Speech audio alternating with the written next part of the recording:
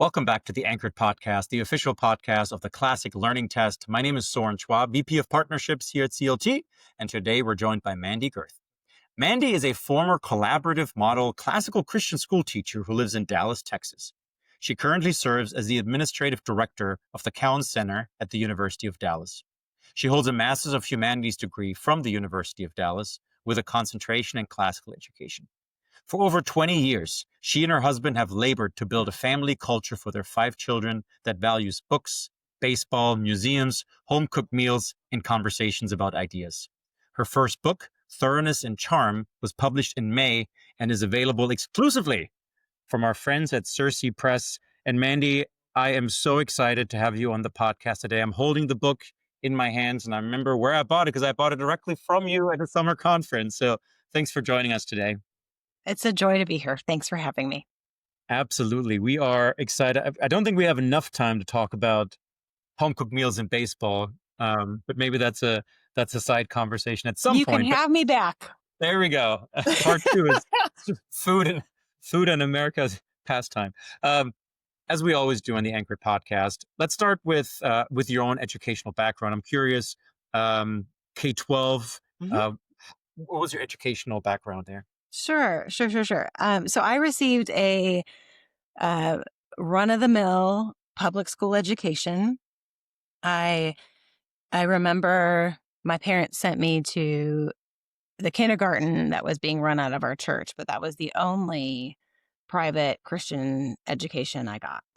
And then I remember lots of things about my public education that had to do with literature. Like I remember when we read Great Expectations, my teacher brought in Havisham's Wedding Cake with all of the spiders and the cobwebs.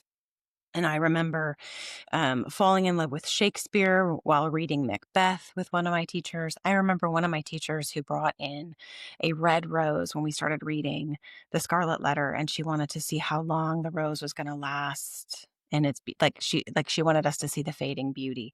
So I had a really great public education. But when I talk to parents about the classical movement and about what's going on in education, I try to remind them that sort of education that I received and maybe the education that they received is not what's currently being given in the public schools. And so I'm just trying to help them understand, like, there isn't that same commitment to those great books. Like they're not still reading Dickens and they're not still reading Shakespeare. No. So I received a remarkable public education. Wow. And I've been trying to even correct myself when, because sometimes we say things like, oh, yeah, my niece goes to the traditional public school, when really nothing that the public schools today are doing is traditional. So when you went to public school, we could probably refer to that as well. That was a traditional public school education with a more traditional curriculum. And was that in Texas? No, that was in Wisconsin. Mm-hmm. Wisconsin. A suburb of Wisconsin, yeah. But that was fairly the norm at that point, right? Kind of reading the best of what's been thought and said, being exposed. I'm a product of public school in Germany, but still, we read all the greats, and there was never a question as like, should we read Goethe? Like, it would be a crime not to, right? And so you were exposed to all that. Kind of on the home front, was it filled with books and conversations about ideas, or was that mostly kind of happening in the educational setting? It was mostly in education. So my mom did not like to cook. Every house that I lived in, that I grew up in, had a super small kitchen. Like when I look back at the kitchens I grew up in, they basically had a microwave and a refrigerator, like they were just really small.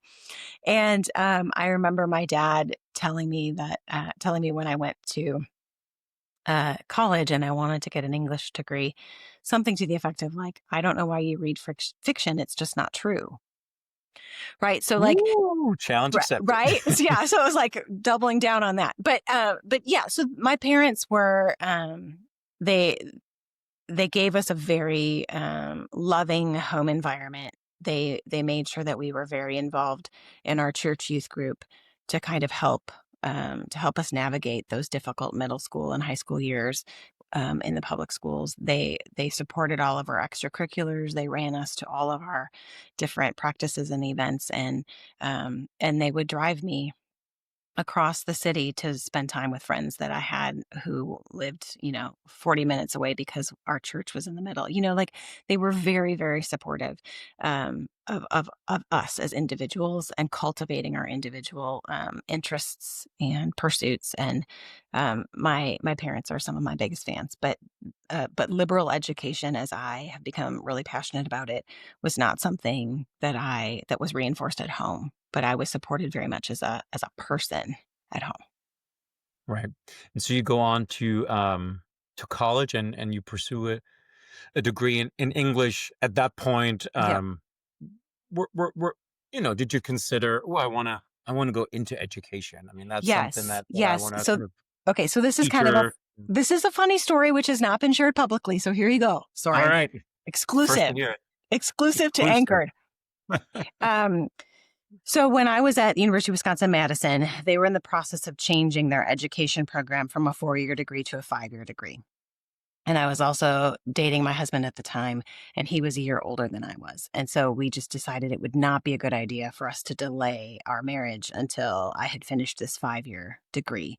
So I changed my major um, to English and journalism so that I could get out quicker. And I actually ended up graduating in 3.5 years because I was motivated. You need some external motivation, right? Sometimes you do. Yeah. Oh, that's incredible. And then did you because you got a master's from University of Dallas, that did Yeah. that come later? Yes, Or was much that kind of later. Yeah, much much, before? much later. Yeah, So I didn't start that until COVID. So gotcha. um I went into teaching when my youngest started first grade. And Mhm. then the pandemic hit and we didn't really know Right, what was going to happen in education. Nobody did. And right, what I did know was that I love learning, and right. online learning was what everybody was doing. And so that's when I made the decision to apply to the University of Dallas's graduate school program. And I didn't even like tell anyone in my family. Oh, I have wow. a distinct memory of just sitting down one afternoon and being like, "What am I going to do next?" And I'm like, "You know what you're going to do is you're going to go to grad school." And I just applied, That's amazing. and then walked into my husband's office and I'm like, "I just applied for grad school." And he's like, Love "You did doing. what?" So and of course I mean, just the brilliance has come out of that program. I mean, it's pretty remarkable. I mean, I'm not saying it's like, John Senior Kansas-esque just yet, but I mean, who knows? It could if we're It connecting the is. dots back. Um, and it was in classical education, or at least an emphasis in classical Yes. education. When you were at Madison, had you ever heard that term classical, or when were you first kind of exposed to the idea that there is such a thing as classical education? Right, right, right. So when my husband and I were married and we had no children, we were living in our first house in Milwaukee, and my husband was commuting to work, listening to R.C. Sproul's Renewing Your Mind on the radio. Oh, wow. And Douglas Wilson called in because they were talking about education. And he said, "We're doing this thing in Moscow where we're taking seriously Christian education. And I've written this book about it." And that's when I bought, um, that's when I bought the book and just started, right? And we didn't have any children. But when I read Rediscovering the Lost Tools, it resonated with me because I remember I had that rich high school education, and then I went to Madison and I continued to have this liberal arts sort of influenced education. So when I read about doing that for K through 12, it makes 100% sense, right? So to me it was like, well, this makes a ton of sense. This would be how you would want to educate children. And then at that point in the movement, when we started having children, really the only classical schools available to us were the ones that were on the college prep trajectory, right? So Mm, they were recovering components of classical education, but in the service or for the telos of, getting these kids into elite colleges. mhm. So we put our kids in a 5-day parochial school that I felt was academically rigorous, but I knew I would have to do some of the work at home. Like I would be teaching them Latin at home and things like that. We would be reading books as a family that I knew were on the book list. Like I was doing a lot of work at home to help. And then when my husband and I had outgrown our house in Oconomowoc, I just said to him, "Well, what if instead of moving across the city, we move across the country?" and we get ourselves into a situation where we can put our kids into a true classical school. And he was courageous and kind enough to go on that adventure with me. And we moved them down here to Dallas and put them into a collaborative model school where they started to learn Latin and they started to read the great books. And they were on the Susan Wise Bauer trajectory, or the rotation of history and literature for the 4-year cycle. Wow. By the way, I have to shout out to maiden name Alicia Leduc, now Santella, who's the reason I know how to say Oconomowoc, because that's where she's from. We went to Hillsdale together. Yep. And then, of course, fast forward a decade or so, there's now a Hillsdale classical charter school right In there Oconomowoc. in Oconomowoc. Yeah. Yep. It's like one of their best. Yeah. It is. It is fantastic. And she actually works there now. So full circle. Yep. That's amazing. Oconomowoc. Don't ask me to spell it, but I know how to say it at least. Yes. So the baseball team that my son played on in Oconomowoc was called the 5 O's because there are 5 O's in Oconomowoc. There are 5 O's in. Wow, that is brilliant. The 5 O's. You just mentioned recovering lost tools, and I think when Jeremy or we get asked by folks that are new to classical education or classical Christian education, hey, what are some books we can read? That is certainly one of them. I think, and I'm going to again be on record here, I think in 5 to 10 years, your book is going to be mentioned up there with, interestingly, a lot of them have an and in between. Norms and nobility, right? Wisdom and eloquence. Mandi, your book is called Thoroughness and Charm. And it is absolutely fantastic. I can't wait to talk about it. The subtitle is Cultivating the Habits of a Classical Classroom. Now, I have to ask you, how'd you come up with a name, Thoroughness and Charm? It doesn't roll off the tongue right, especially for the German here. Yeah. Struggling with THs. Yes. Well, thank you for that sweet compliment, Soren. This has been a long journey of obedience, and I'm grateful for your kindness there. So one of the liturgies that I created for my first 5th grade classroom included reciting this Aquinas prayer that I use at the beginning of the book, and it says, "Creator of all things, true source of light and wisdom, origin of all being. Graciously let a ray of your light penetrate the darkness of my understanding. Take from me the double darkness in which I have been born, an obscurity of sin and ignorance. Give me a keen understanding, a retentive memory, and the ability to grasp things correctly and fundamentally. Grant me the talent of being exact in my explanations, and the ability to express myself with thoroughness and charm. Point out the beginning, direct the progress, and help in the completion. I ask this through Christ our Lord. Amen." So that was the prayer that was part of our morning liturgy, and where I just was starting to think like I want my students to think things through thoroughly, and I also want them to be winsome in their explanation. And to me, pulling that text from the Aquinas prayer was just the perfect title for the book. Yeah. It's absolutely beautiful, and I know a few teachers that pray it before every school day, and ask. Yeah, I mean, just absolutely beautiful. Mandi, you mentioned you're homeschooling. You have five kids, and then you were, I think, a teacher of 5th graders. Was that right? You went from teaching 5 Correct. to being a Right. 5th grade teacher. Yep. So the way that the collaborative model works is that you send your kids to school for 2 or 3 days, depending upon the institution. And then you, as the parent, are responsible for like a homeschool component. And so when I started really delving in and immersing myself into classical education pedagogy and philosophy and practices, I started reading a lot because I wanted to be a good homeschool teacher, and I really wanted to understand the curriculum that the kids were learning and how it all connected and worked together.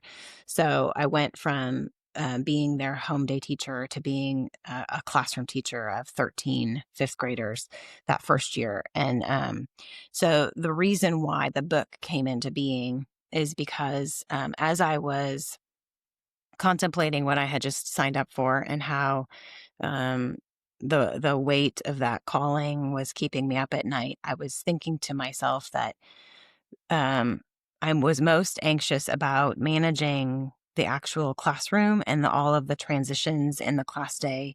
But I also felt as though I had this unique opportunity to enculturate and to mold and shape Mhm. my students in a way that mattered for eternity. And I didn't want to be bad at that. Yeah.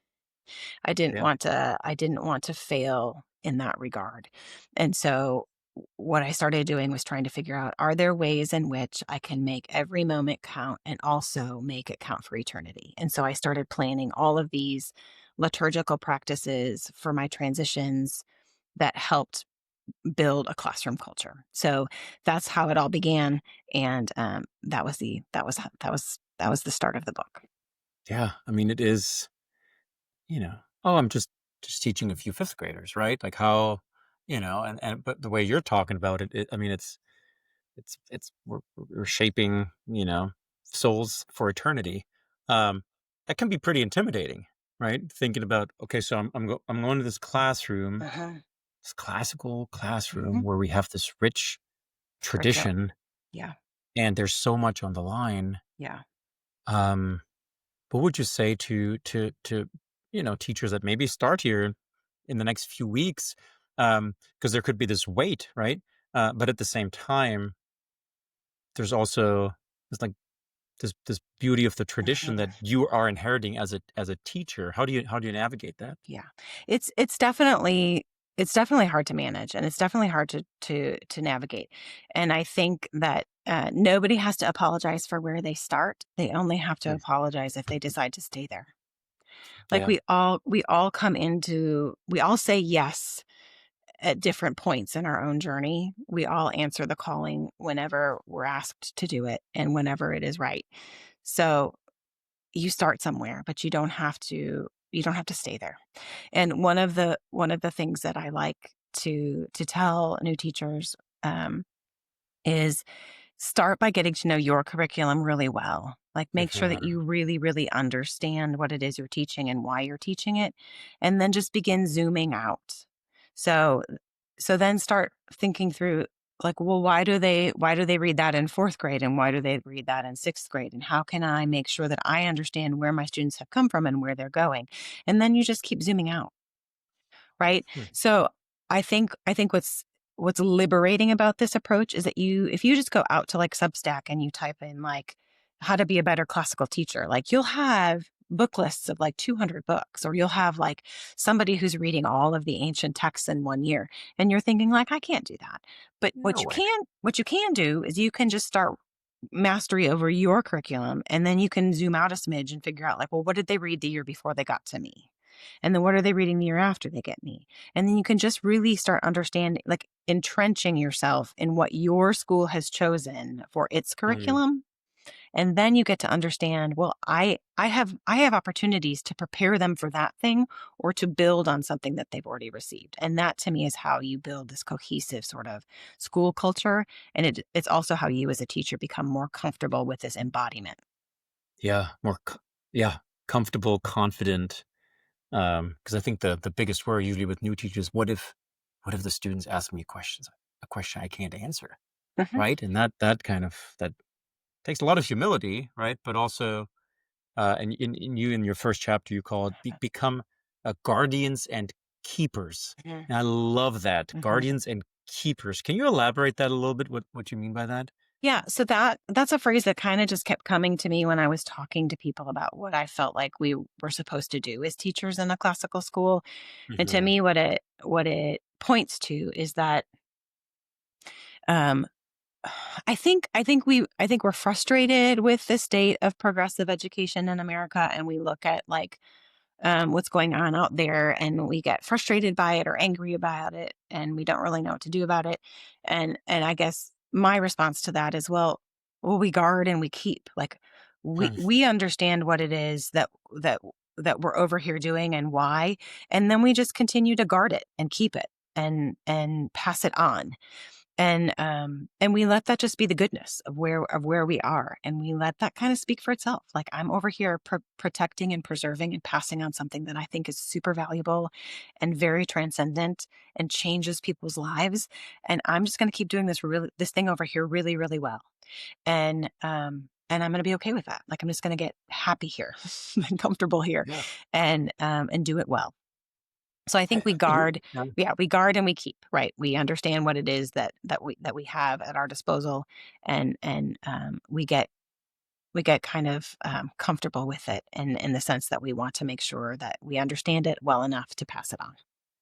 Yeah. Yeah. And you used the word earlier that can be liberating, right? Because you're also not building everything from scratch, right? There is a what is it, Chesterton, right? The soul of society as it passes from one generation to the next, you are passing something on, Mhm. which yes, in a way, right? It can be overwhelming, and a Mhm. Herculean task, but at the same time, it has been done before, Mhm. and the texts and the works and do speak for themselves. Yes, for Um, sure.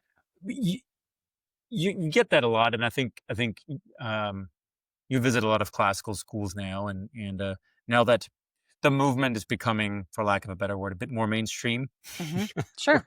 We'll probably see some classical schools calling themselves classical schools, and their Yeah. justification is, well, we read some old books, or, Right.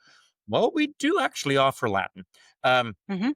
and while I'm always advocating for reading old books and doing Latin, uh, Me too. doing classical education and doing it well is a bit more than that. Um, you argue that teachers need to embody embody the classical tradition. How do you do that? Uh-huh. I know you could probably talk for hours about that, but how do you embody the tradition itself? Yeah. So I think that your classroom culture comes from your affections and your attitudes. And Mm, so I think you build a classroom culture by examining what it is about the classical tradition or your curriculum that you particularly have an affection for. And then you examine where you might not have the right attitude and you work on changing that. And then you figure out ways in which you can bring more of that glory or the things that are necessary for your students to better understand this text or this poem. You bring it to them in such a way that you demonstrate your own love for it, and then they start to love it because you love it, right? So um a text that was very influential in the writing of Thoroughness and Charm is James K. Smith's You Are What You Love. And so I like to tell teachers, you are what you love, and what you love, your students will love, and what your students love, they will become. So that's what I mean by embodying, right? Like, we have to wear our loves in front of our students in such a way that they start to love them too. So we have to be very careful about what it is that we love. So we have to start, as Joshua Gibbs says in Love What Lasts, we have to be careful about our tastes, right? We have to be developing better taste as classical educators, and that's getting more and more comfortable with your school's curriculum and the ideas that undergird the tradition, right? So starting to understand kind of um, the breadth of the walkway that you're on. I use the image in the book of, like, teachers walk on this tightrope, and we don't want to fall off, right? We don't want to be asked a question we can't answer, but at the same time we want to be considered humble and teachable, right?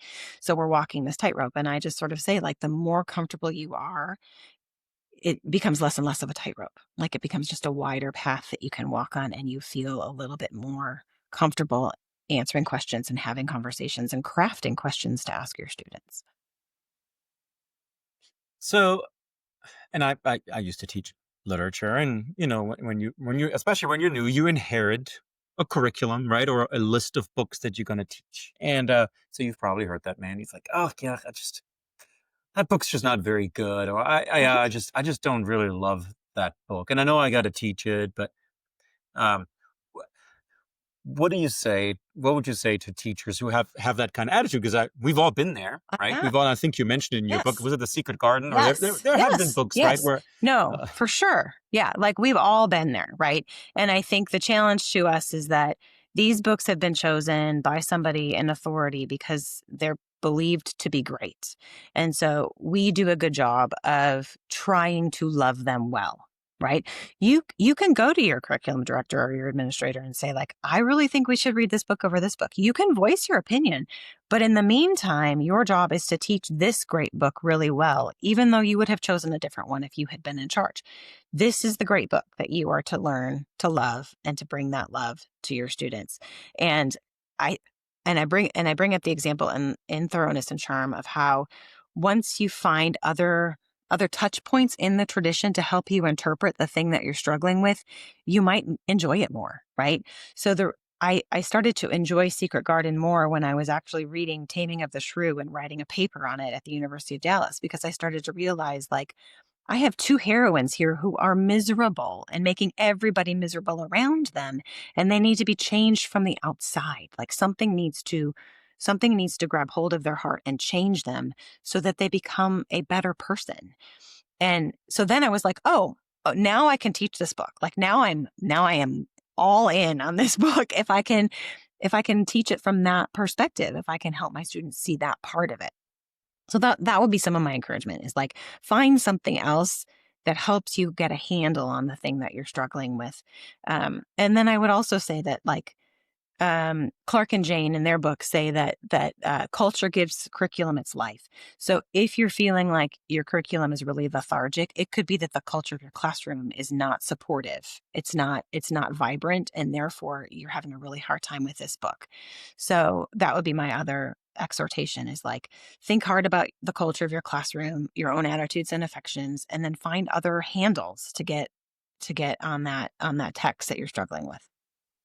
Yeah, yeah, I love that, and I'm going to quote you here in a second. I remember, even when I still lived in Germany, and I became enthralled with American culture and history, and then American literature, and so that, going to Hillsdale, I took a lot of American lit classes, and there's always a little bit of that, you Brit lit people, right, and I never got into Dickens, and I think I just blamed it on, oh yeah, it's just he's too verbose, and he's this and that, and and in your book, and I was reminded of that yesterday, um, when I reread parts of it, you say, when you struggle with the great text, assume the problem is you. And I had that humbling experience, I think it was about a year ago, where I'm like, wait, I got to practice what I preach. Like, Dickens is great. So clearly the problem is with me. And I really, now, would I still say that I maybe enjoy some Something other more? authors more? But oh my goodness, with that different, even just that different lens and that different attitude, I now love reading Charles Dickens. But it does kind of come with this. No, I'm inheriting this tradition that has been deemed great by people Yeah. much smarter than I am, Right. and so I should probably try to understand Why? why. Yeah. Yeah. I You think know, that's important to do. yeah, yeah. So still American lit guy, but Well, good for you. There hey, aren't as many of that's those as okay. Yeah, Britlets, but yeah, right. Fair enough. yes. Fair enough. Yes, yes. Let's talk a little bit about and you mentioned those terms before, enculturation Mm-hmm. and transmission. Uh, what are some ways, and you alluded to them already? What are some ways that teachers, new or old, can do that? Can Right. enculturate and transmit that Right. kind of cultural piece? Yeah. So when I was doing research for the book, and when I was thinking through what was working in my classroom, two things kind of stuck out to me. One is from Norms and Nobility, where Hicks says that Mm, education is, quote, the cultivation of the human spirit, to teach the young how wow. to know what is good, to serve it above self, to reproduce it, and recognize that in knowledge lies this responsibility. So to me, he's saying, not only do we teach them something, but we teach them what to do with it, that they have a responsibility with it. And to me, that kind of work has to happen alongside culture. And then Hmm. I was also reading Charles Taylor's Social Imaginaries, by way of Karen Swallow Prior, who introduced me to him.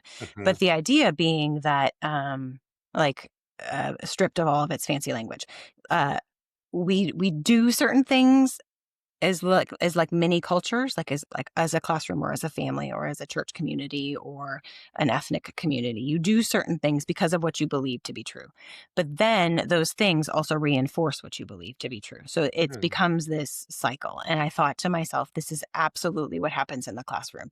I'm going to do certain things in my classroom because of what I believe to be true, but then these practices will also help my students they'll also reinforce for my students what is true and will help them continue to perpetuate it, right? So when Hicks says that we have this responsibility, right? We have to recognize what is good, to serve it above self, and to reproduce it, right? So that to me was this idea that's largely a cultural task that has to be that the teacher has to be mindful of.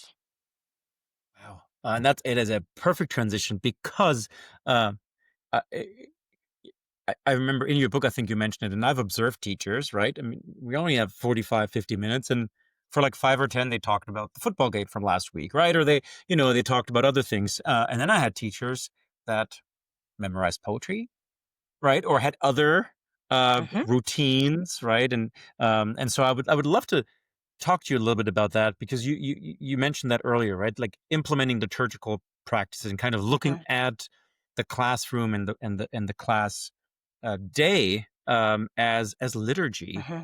And you talk a lot about memorization, Mm-hmm.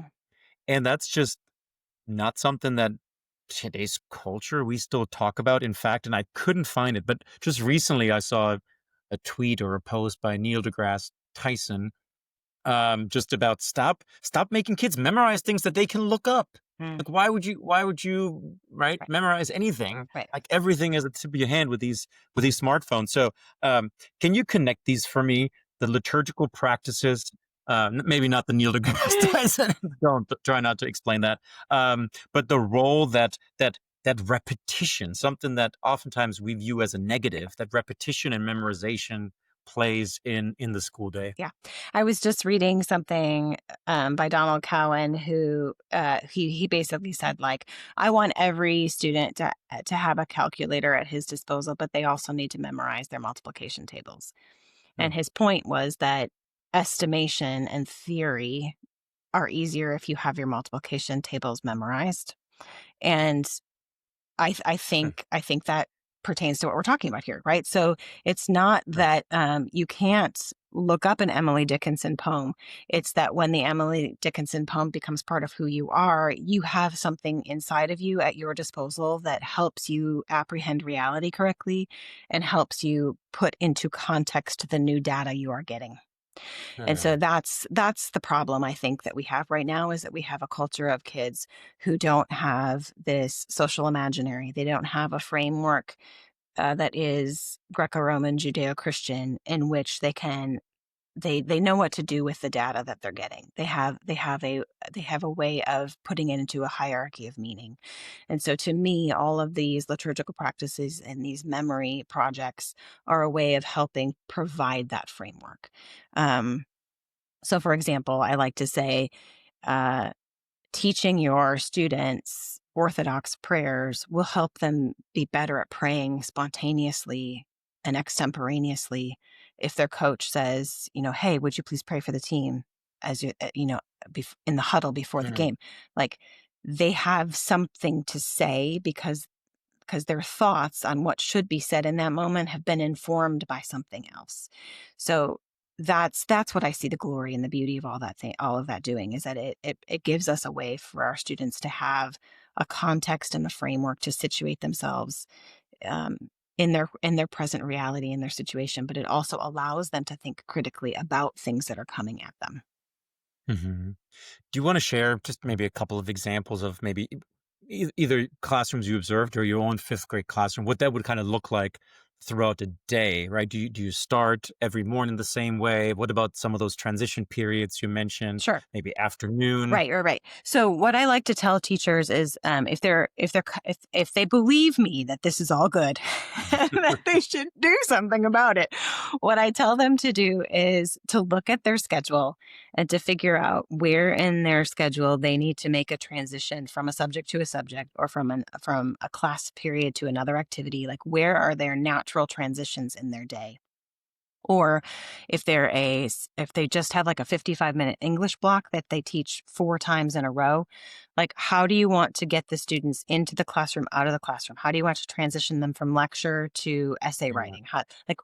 There are transitions even in a 55-minute teaching block. So start thinking through, like, where do I naturally need to transition from one thing to the next? And then how can I put something meaningful and glorious as that hinge. Like how can I use that hinge to point them to something else? And it can be a poem, or it can be a song, or it can be a catechism, or it can be a call and response. Mm. But there's lots of ways in which we can pack in extra things that help them continue to perpetuate the learning, or to take the thing that we've taught them someplace else and apply it or connect it elsewhere. Wow. I love that. Absolutely love that. Um, Usually, and our listeners of Anchored know that the last question is always the same, but I would love to put a little spin on that, right? Given our conversations. So usually I ask, what's one text or one book that has been most impactful? With you, I would love to ask, what is one poem that if you can leave with our audience that they ought to, well, first read and then memorize, which would it be and why? Yeah. I'm going to ask you to read There Is No or to memorize. There Is No Frigate Like a Book by Emily Dickinson. And I'm asking you to do this because it's short, because the meter is pleasant to the ear, and because it's an easy thing for you to put into one of those transitions. Mm. It goes like this. There is no frigate like a book to take us lands away, nor any coursers like a page of prancing poetry. This traverse may the poorest take without oppress of toll. How frugal is the chariot that bears the human soul. So the other really glorious thing about that poem is that even if you recite this with third graders, fourth graders, fifth graders, the elevated language in that poem is significant and helps them start Wonderful. to connect beautiful words to glorious ideas, right? So frigate is a book that they won't know. Coursers is a word that they won't know. That poetry can prance is an France, yeah, image that yeah. they're going to have to explore. What is a traverse? What does oppressive toll mean? What does it mean to be frugal? Like there's lots of things in here, and it's 8 lines. There's lots of opportunity for discussion in there, and it won't take you very long to memorize it or them. Right. Absolutely beautiful. Mandy, this has been so delightful. I wish we could talk for another hour, maybe in part two, baseball, home cooked meals, and more poetry memorization. But again, we're here with Mandi Gerth, who is not only the administrative director of the Cowan Center at the University of Dallas, she's also the author of Thoroughness and Charm, sold exclusively by the Cersei Institute, Cersei Press. Go get the book, read it. And if you're a school, consider collaborating with Mandi. We're so excited, Mandi, for what you do, for how you're helping schools, how you're blessing them, and yeah, really appreciate your taking time today. Thank you, Soren. It's been a joy.